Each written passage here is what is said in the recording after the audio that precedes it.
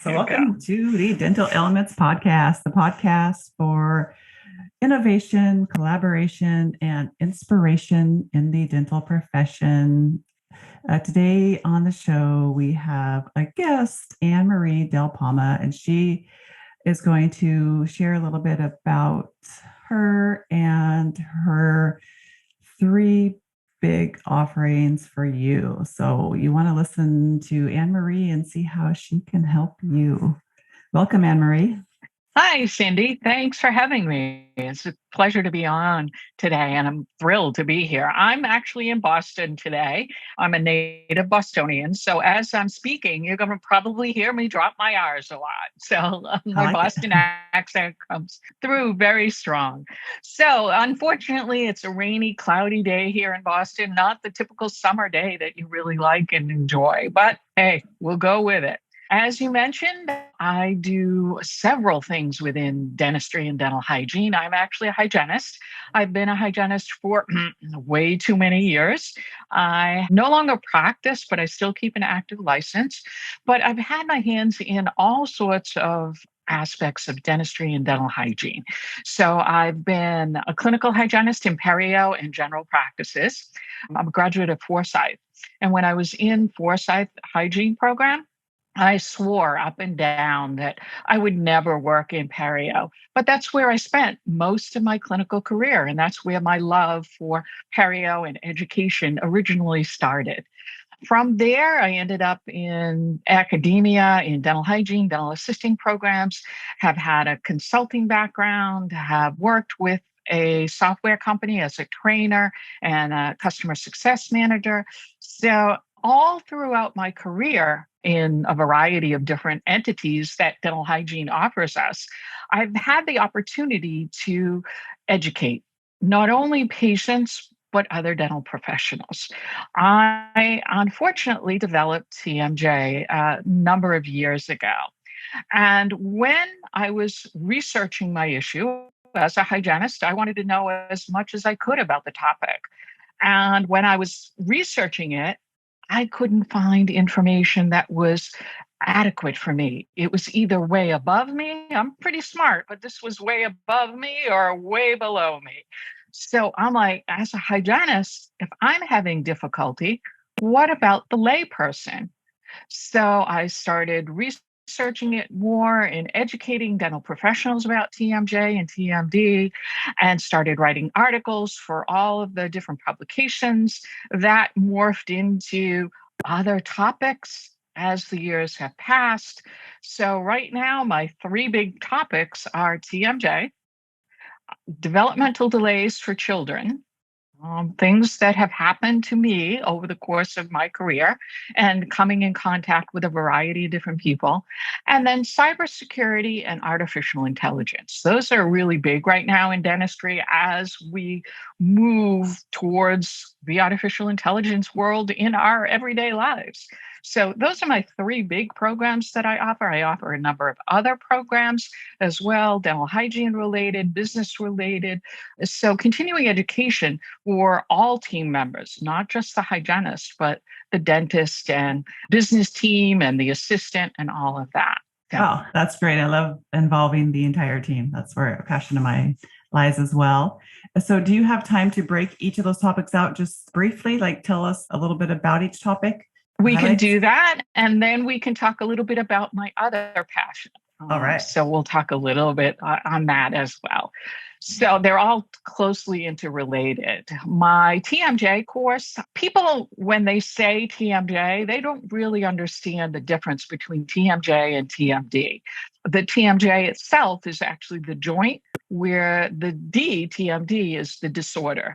So I talk about what the differences are between the joint and the disorder, the anatomy of the joint, what causes TMD. There are a variety of different things that do, as well as treatments and what we as dental professionals can do. Whether you're the hygienist, assistant, business team member, what can you do?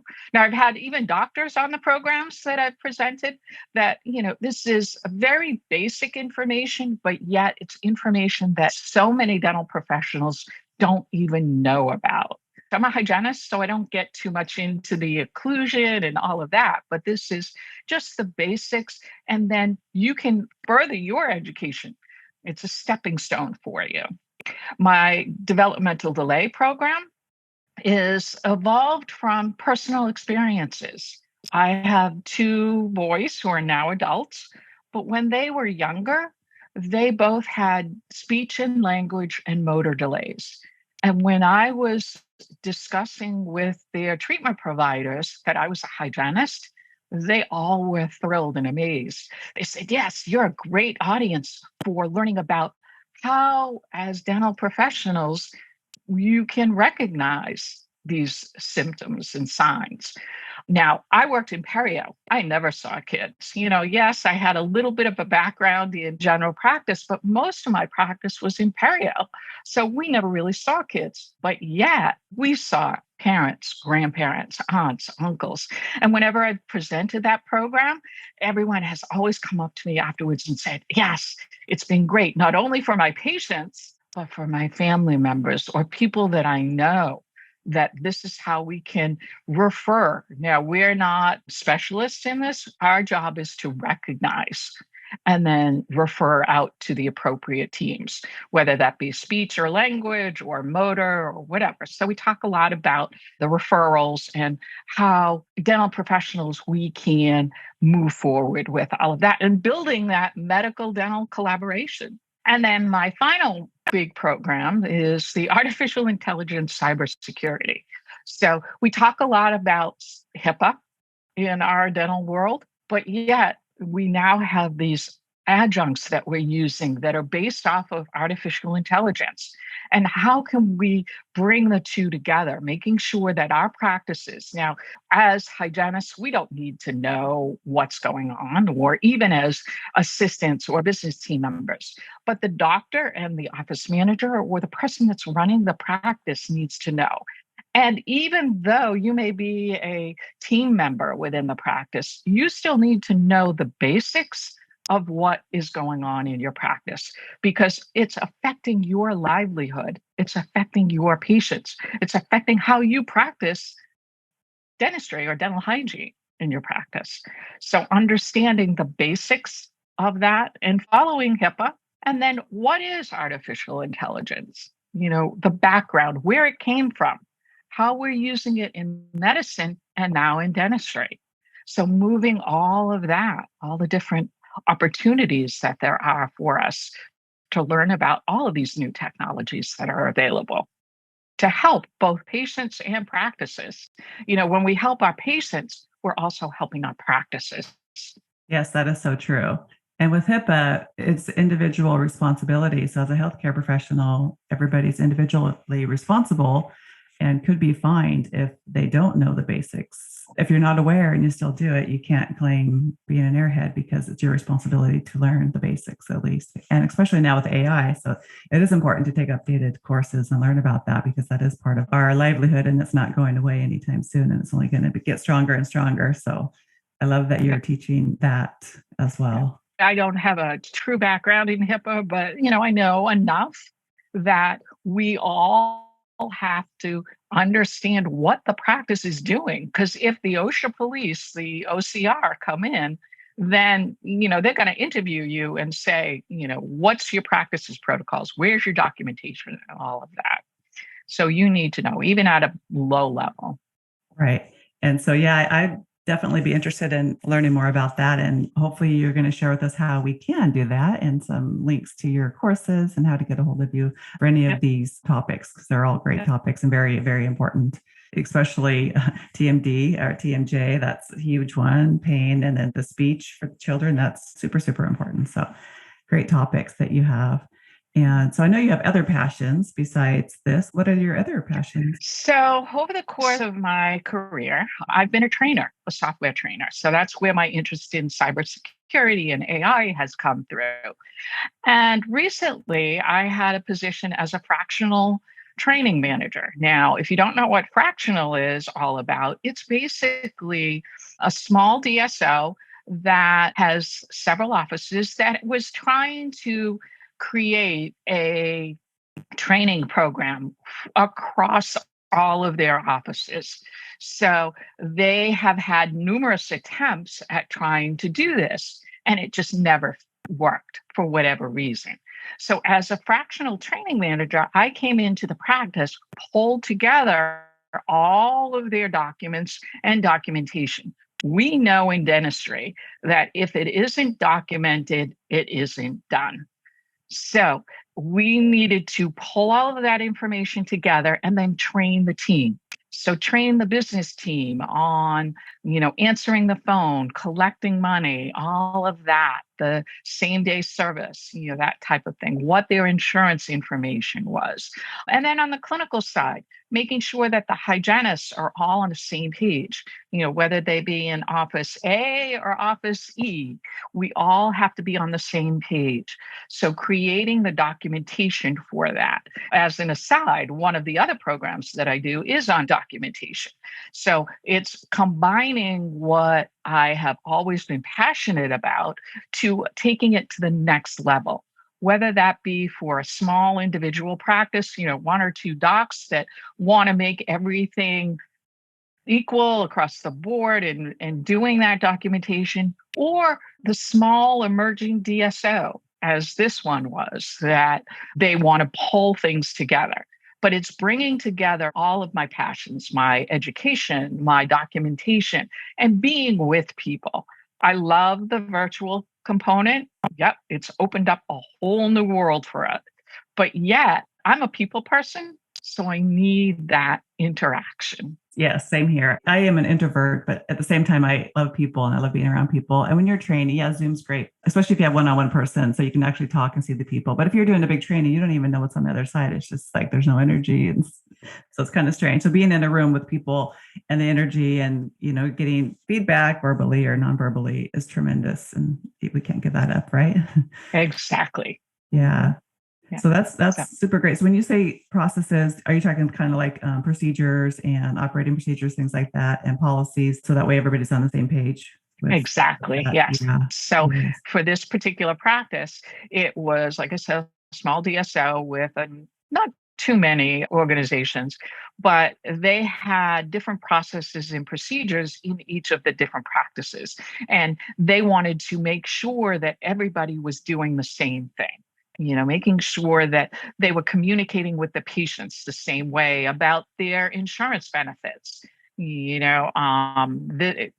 sure that they're scheduling their clinical side correctly. That not one hygienist is doing it differently than the other.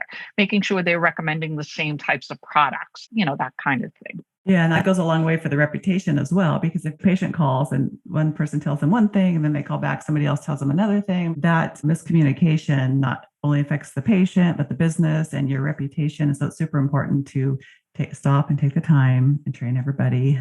I know, we have to do that. We have to take the time, slow down and train people and get on the same page and talk about things as well to make sure everybody is on the same page and has ideas and we're not sharing legacy errors and things like that, right?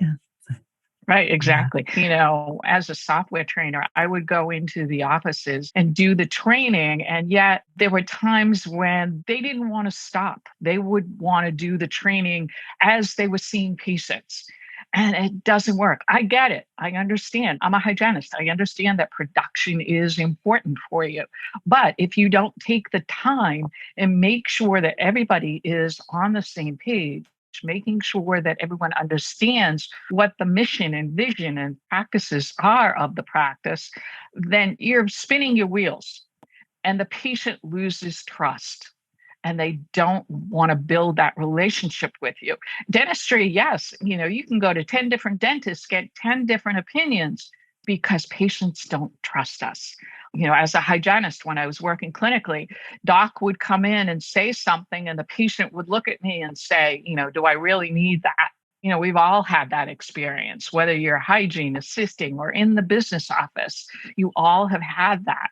So making sure that everyone is saying the same thing at the same way. Now, not so much into scripts, putting your own wordage into it, but making sure that you're all on the same page. Builds your relationship, builds the trust. Yes, it does. And so I'm an analogy person. So it's like your body, if you don't take time to rest and exercise, eat healthy, you're going to get sick and your body's going to make you take a break. And it's not going to be a fun vacation, right? So the same thing with your practice. If you don't take the time to get healthy, get your policies and procedures in place, which no policies and procedures, but training your team is the most important thing, and being on the same page of communication, that's in any relationship and your health of the practice. Yeah, we have to do that. Right. And without a healthy practice, you don't have healthy patients. Right. Or a healthy, healthy bank account either. Healthy retirement. True. Right. The money comes after. I get it. Like I said, I understand about the business side of the practice.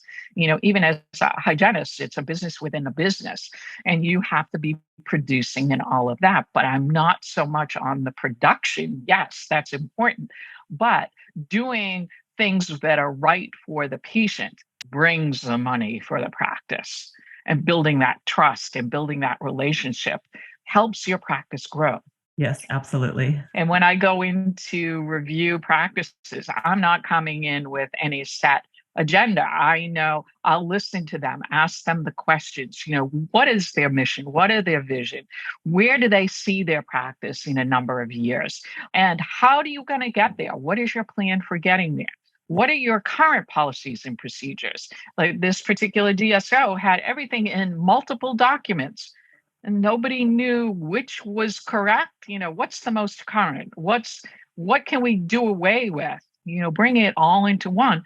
And then when you have new hires that are brought on, then they understand the philosophy. Yes. So I was doing OSHA and HIPAA and infection control, just going through all the sites trying to find information just reminds me of what's current, can we get rid of the non-current stuff or put updated or do it by a timeline, because you dig so deep and you find things from years ago, or it's so confusing out there. So yes, having things labeled with dates and most current. But teams don't have the time to do that. They don't.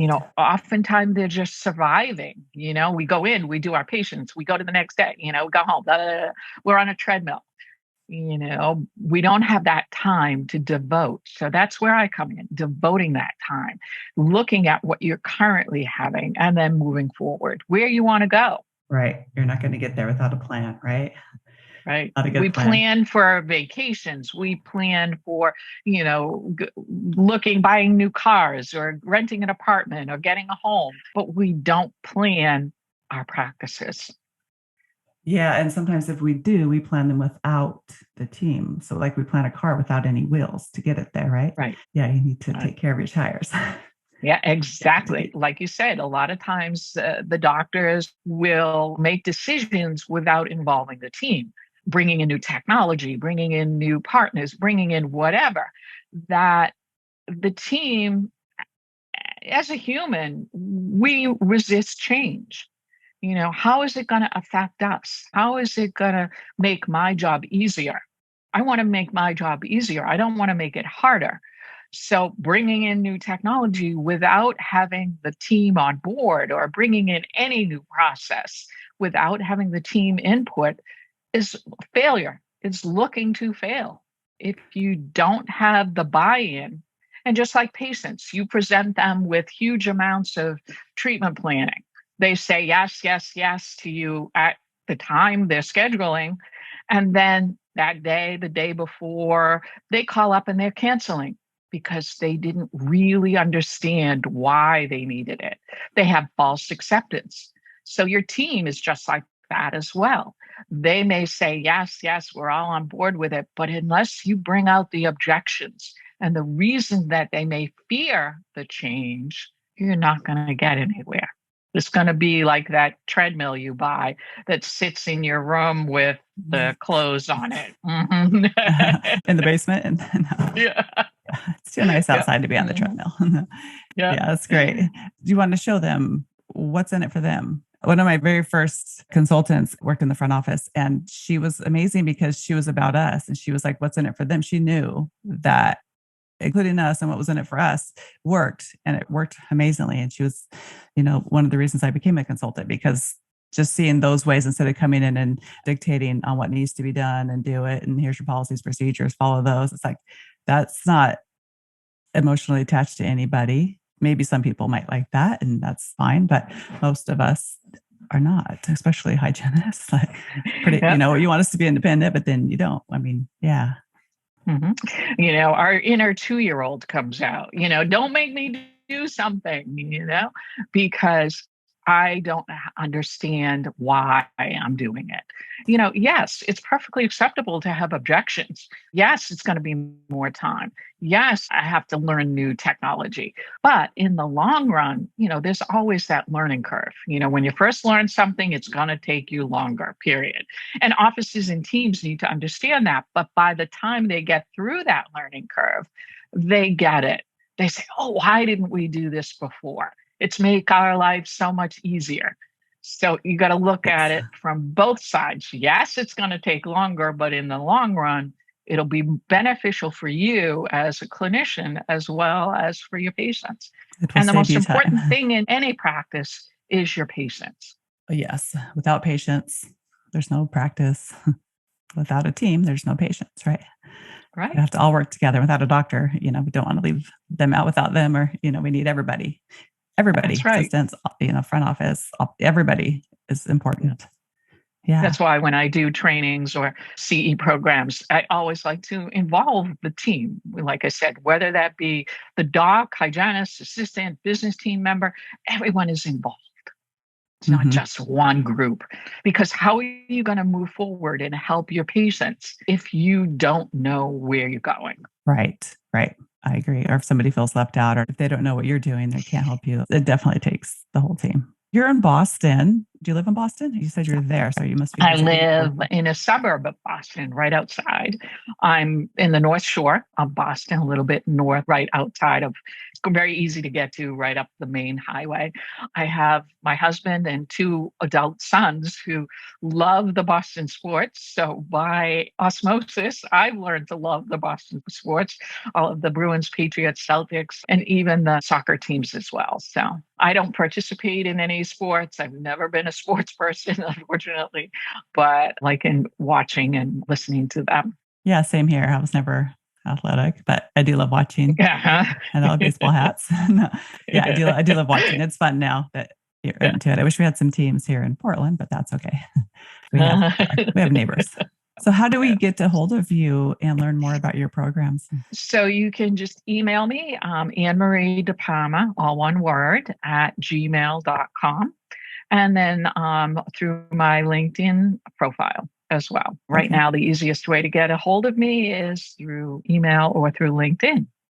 All right. And then we'll have your bio and your contact information on the website, rootYouOn.com as well, attached to this episode and in the show notes. It'll be easy to find. It was so great talking to you and learning more about you and these great important topics. And so I can't wait to hear more about them and hopefully grab one of your courses. Thank you. Yeah. It's been a pleasure. Have a great day, everyone.